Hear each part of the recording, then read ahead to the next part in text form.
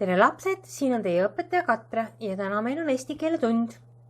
Ja võtame töövihikud lehekülg 66 ja teeme koos harjutuse number 1. Number 1. Tõmba joon alla kevade tunnustele. Tunnus, see tähendab, missugune on kevad. Ja loeme teksti.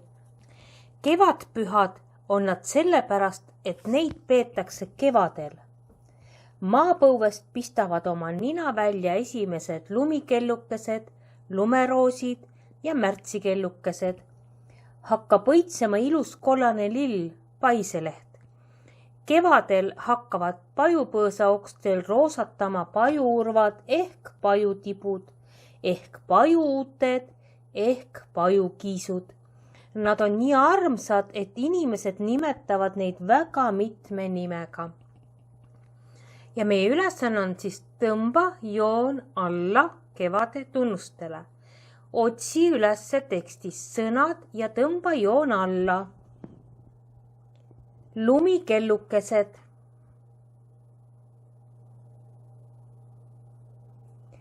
Lumeroosid.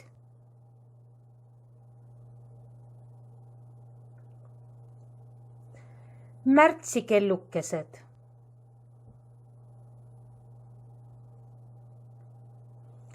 Paiseleht, pajuurvad, pajutibud, pajuuuted,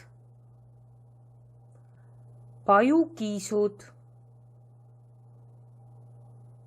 Nüüd, kui sa tõmbasid nendele sõnadele joone alla, siis esimene harjutus on meil valmis.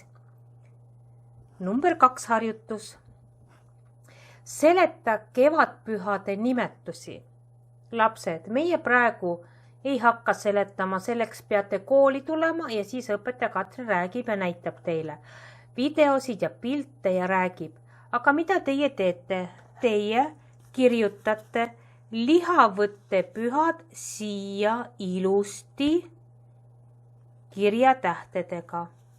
Ülestõusmispühad kirjutad siia ilusti ülestõusmispühad.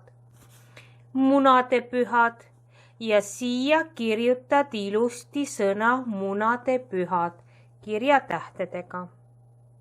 Ja praegu töövihikust harjutused on valmis.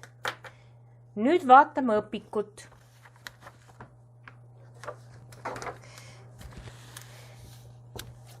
Õpikust võtate lehekülje 67 ja siin on tekst lihavõttepühadest.